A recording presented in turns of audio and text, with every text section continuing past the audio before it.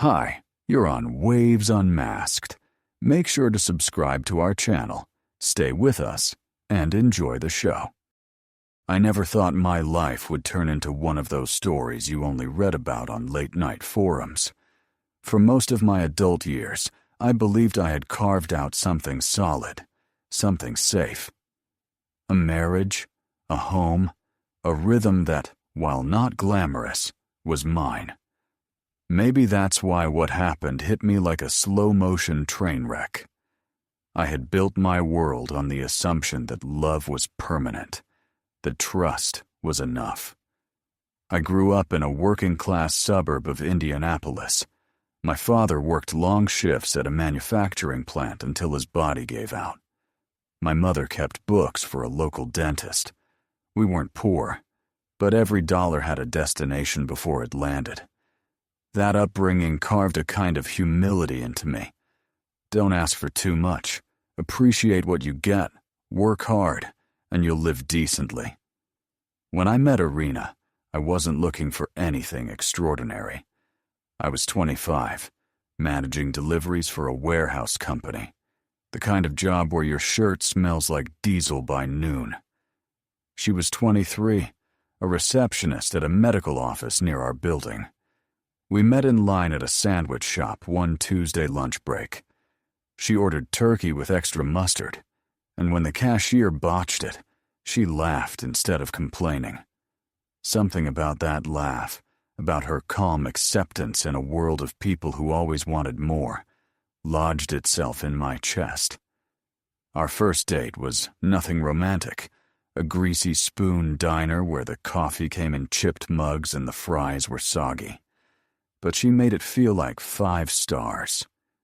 We talked about childhoods, about movies, about dreams that neither of us said out loud too often. She wanted to travel someday, to see Italy.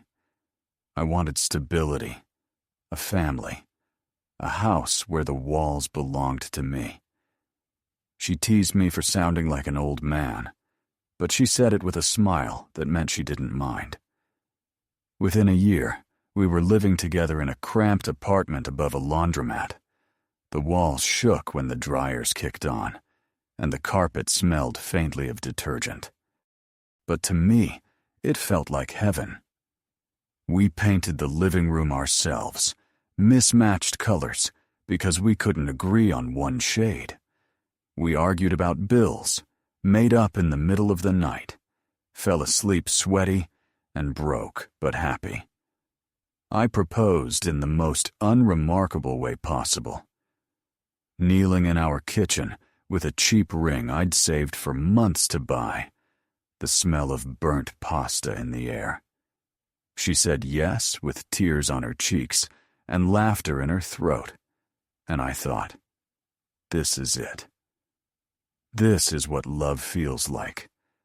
The wedding was small, a rented hall, folding chairs, barbecue catering from my uncle's restaurant.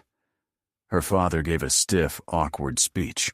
My mom cried through the vows, and when the DJ botched our first dance, we just laughed and swayed anyway. Nothing about it would impress strangers, but it was ours, and that was enough.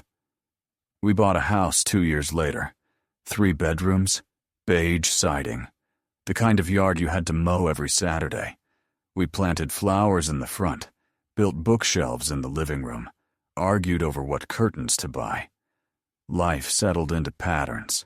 Friday pizza nights, Sunday grocery runs, Netflix marathons on the couch. She started a job in marketing. I moved into a management role at work. Slowly, we built the kind of life people mean when they say settled. There were fights, of course. She said I worked too much. I said she spent too much on clothes. She hated how I left socks on the couch. I hated how she left lights on in every room. But nothing felt fatal. We made up. We moved forward. We built plans, vacations we couldn't afford. Kids, someday. Maybe Italy, after all. For years, I told myself this was happiness. Maybe not fireworks, maybe not fairy tales, but something solid. and I clung to that. Because for a man like me, solid was enough. I never noticed when the cracks began. Maybe they started small, an extra glass of wine at dinner, her new habit of scrolling through her phone late at night, the way she sighed when I kissed her cheek before work. Maybe I ignored them because I didn't want to admit the foundation could ever shift. Looking back now, the signs were everywhere. But at the time, I believed we were unshakable. And then came the night when everything I thought was stable snapped in less than 2 minutes. Garlic burning on the stove, jazz spilling from the kitchen speaker, me kneeling under the sink like some waterlogged handyman, and her heels clicking against hardwood, perfume I hadn't smelled in years, a look in her eyes that told me before her words did. She was already halfway gone. That night is burned into me like a scar. The house smelled of garlic because I had once again let it sit too long in the pan. Music played from the little kitchen, speaker some chaotic jazz station she'd put on earlier. I was on my knees under the sink, sleeves rolled up, trying to unclog the drain. My wedding ring had slipped off my finger while I was rinsing vegetables, and it had dropped straight into the dark mouth of the pipe. The symbolism was lost on me at the time. I heard the front door open and close, followed by the unmistakable rhythm of her heels clicking across the hardwood. I didn't look up, just shouted, "Careful! The pipe's leaking again!" Silence. I frowned, stuck my head out from under the cabinet, and there she was. Not in sweatpants, not in her usual work clothes. She was standing in the hallway in a fitted coat, a clutch in her hand, lipstick I hadn't seen in years, perfume that reached me from across the room. She wasn't dressed for errands or a casual night with friends. She was dressed for an entirely different world than the one I was in, kneeling by the sink like some waterlogged plumber. "I'm heading out," she said simply. No smile, no warmth, just a flat declaration. Not where, not with whom. "No, I'll be back soon." Just out. Still crouched, wet to the elbows, I said the first thing that stumbled out of my mouth, a line born of instinct more than reason. "If you go out tonight, don't come back." She blinked once, and then she smiled. Not the kind of smile that softens, not the kind you give someone you love. No. This was something sharper, a smile that made my spine curl inward, like I'd just been handed a death notice. "No problem," she whispered. And then she turned and left. She didn't even bother to close the door all the way, just walked out like she already knew she'd never need to open it again.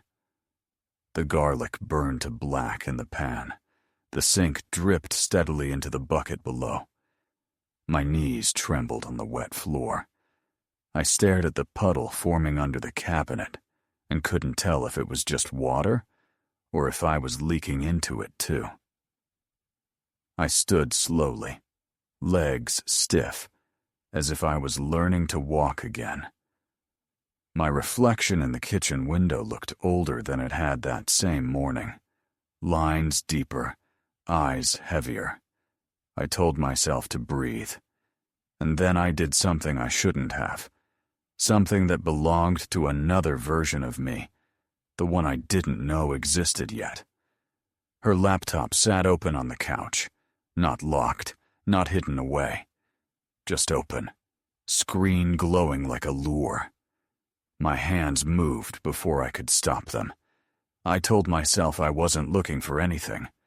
I just needed something to hold, something to do. One click, and there it was, an open tab, a conversation thread, hotel bookings, not one. A list. My name wasn't on any of them. One message burned brighter than the others, as if the words themselves were lit in fire. "Tell him tonight. Then we're free." The sender was saved under a single letter. L. I froze, staring.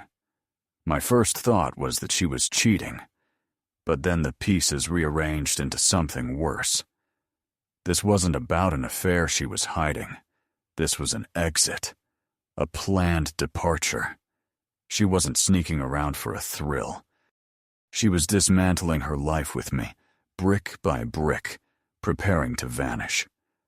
I scrolled further. PDF confirmations, train schedules, a document titled "For Good," a packing checklist. She wasn't planning a fling. She was planning an extraction. And suddenly, everything strange over the past months sharpened into focus. The missing photo frame from our trip to Savannah. The favorite mug I couldn't find. The nightstand drawer on her side that had been suspiciously empty. She had been moving her life out piece by piece, right under my nose. This wasn't betrayal of the body. This was betrayal of existence. My chest locked tight. My throat felt raw, though I hadn't spoken. The garlic's acrid smoke clung to everything. The curtains, the couch, my skin. I pushed the pan off the stove in frustration. It clattered to the floor like punctuation. Her laptop screen glowed back at me, a nerve exposed, daring me to look again. So I did. And what I found told me one thing with brutal clarity. Tonight wasn't just a night out. It was the night she chose to erase me. My hands were shaking too hard to stay still. I tried calling her. Straight to voicemail. Tried again. Nothing. The silence on the other end was louder than any answer she could have given me. That's when I saw it again on her laptop screen. The confirmation for a hotel reservation, booked under her maiden name. Paid in advance. No secrecy. No attempt to erase it from the browser history. Almost as if she didn't think I'd ever look. Or maybe she didn't care if I did. Panic took over. I grabbed my keys, still smelling of garlic and burnt oil, and drove like a madman through the quiet streets. I barely remembered stop signs, barely noticed lights changing. All I knew was the address burned into my mind from that digital receipt. When I pulled into the hotel lot, I didn't even park properly. The car sat crooked, engine still running, door half open as I stumbled inside. My heart was beating so hard it felt like my ribs would crack. And there she was, at the counter. Not guilty, not nervous. She wasn't even trying to hide. She was glowing, dressed like a woman who had already shed her old skin. Her laughter spilled into the lobby as if it belonged there. Beside her stood a man, tall, sharp, gray blazer, polished shoes. He rested his hand on the small of her back, like it was something he had always done, as natural as breathing. She leaned into it without hesitation. I froze just inside the doorway, watching, my throat dry, my vision swimming. She turned slightly, hair catching in the fluorescent lights, and I saw her mouth move. 3 words, not to me, but to him. It's really over. That was it. Not a scream, not a fight, not tears or apologies. Just 3 words carved with finality. Somehow, instead of collapsing, I felt something else, something hollow, quiet. I walked back out without a sound, without confronting, without demanding answers. Sat in the car, still running, still crooked in the lot. I watched them disappear into the elevator together. That was supposed to be the moment I shattered. But instead, a strange calm took over. A numbness. A thought. She wasn't just cheating. She was gone. I didn't drive home that night. Couldn't. The idea of sitting in our living room surrounded by framed photos of vacations, mugs we bought together, throw blankets she picked out. It would have broken me more than watching her laugh with someone else ever could. So I drove. No destination, just forward. Past gas stations, closed diners, empty streets. At a red light, I caught my reflection in the rearview mirror. My own face looked foreign, not destroyed, just unfamiliar. Like I had been living life as a passenger, and suddenly I was shoved behind the wheel with no map, no memory of how I got there. Eventually, I pulled into the empty lot of a 24-hour diner. The neon buzzed faintly above me.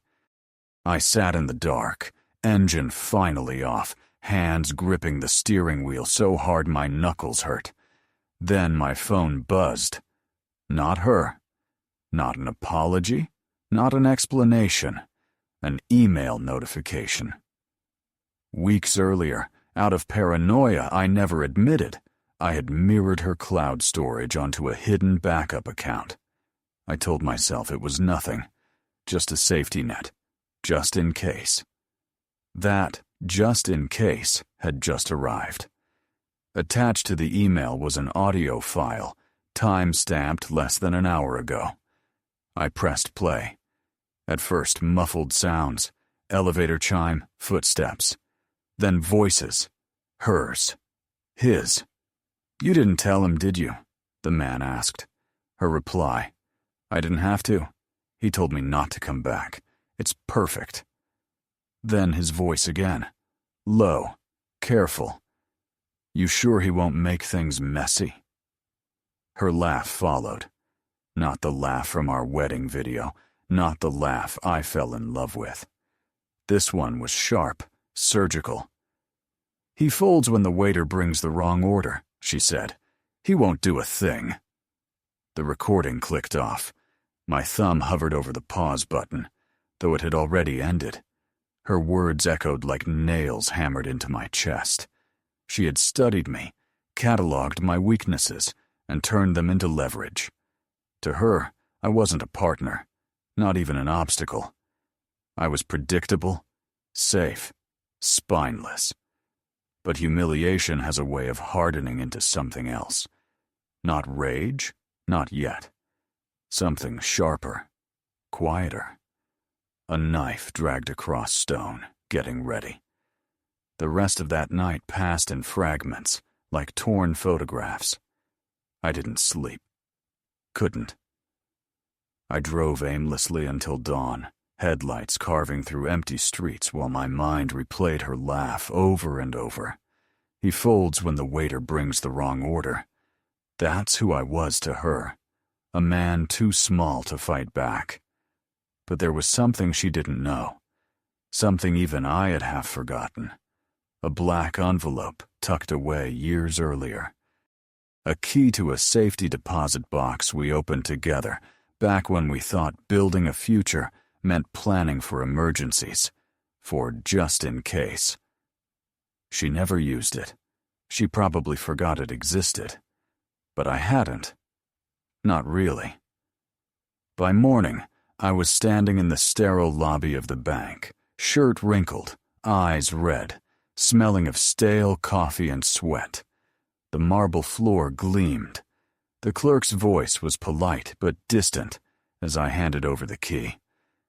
My hand trembled only once.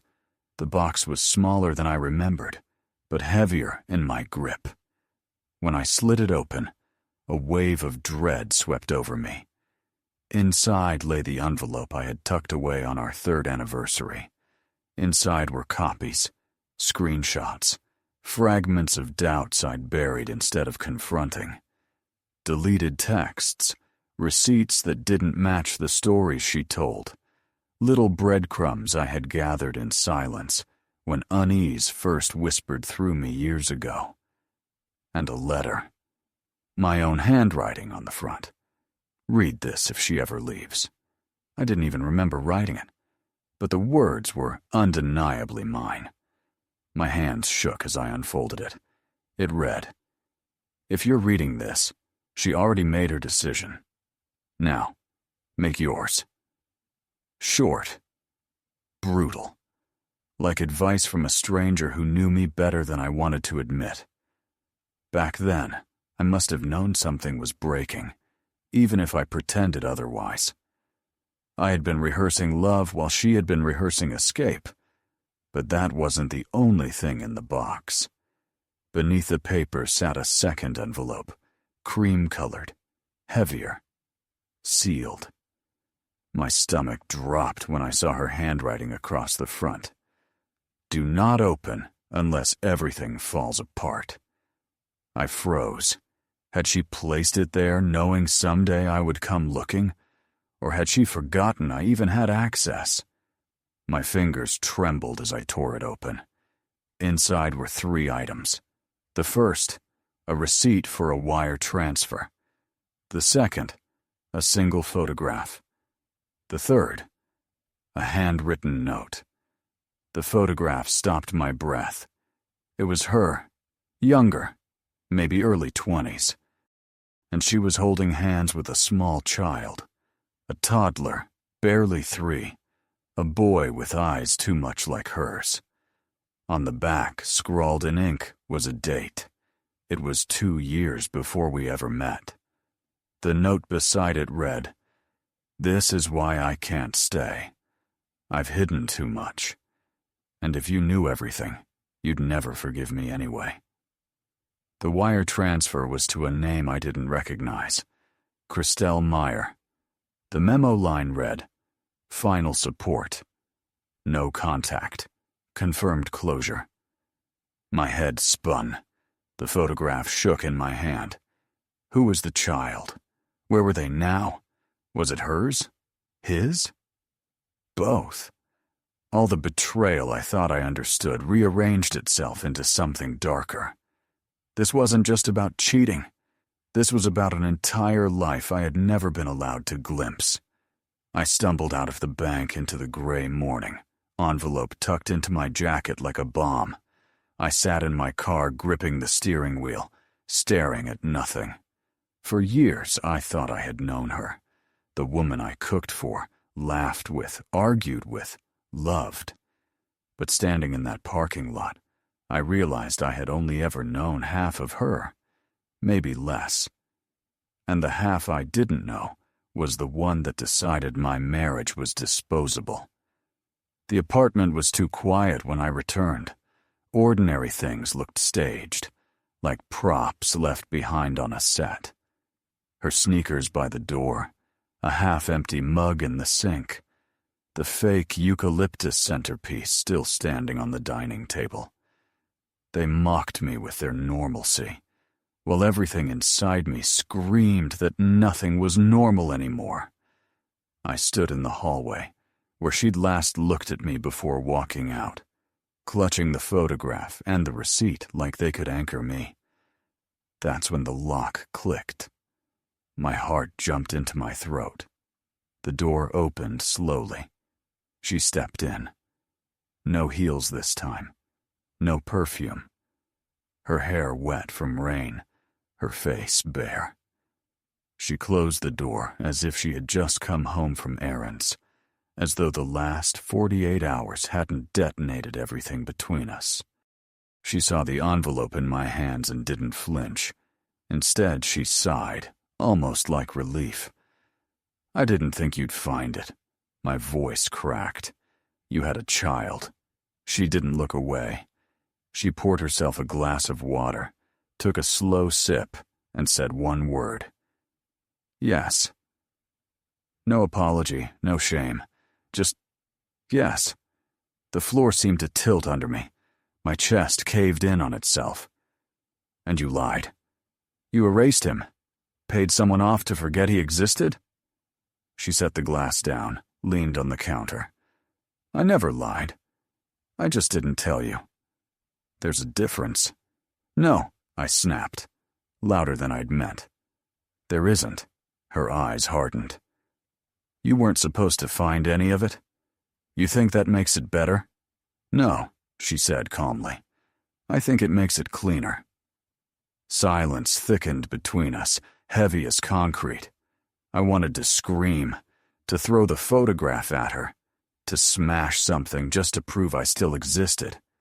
But I didn't, because maybe she was right. I had always folded, and now she counted on it. I lifted the photograph again, my voice trembling. Who is he? A tiny twitch crossed her face. His name was Ken. He died last year. You won't find anything about him. He lived off the grid. And the child? My throat felt like glass. She paused, long enough to slice me open. Not mine anymore. The words knocked the air out of me. You don't get to say that, I whispered. You don't get to erase. I had to, she cut in sharply. I was drowning in who I used to be. You were my clean start. You were never supposed to meet the ghost. That's when it hit me. I hadn't married her. Not really. I had married the version she built to bury her past. I wasn't her partner. I was her alibi. The rest of the night blurred. I didn't yell. I didn't cry. I just sat frozen while she reheated lasagna I had cooked days before, set a plate in front of me, and said softly, "You should eat." As if I were the fragile one, as if she wasn't the reason my reality was dissolving under my feet.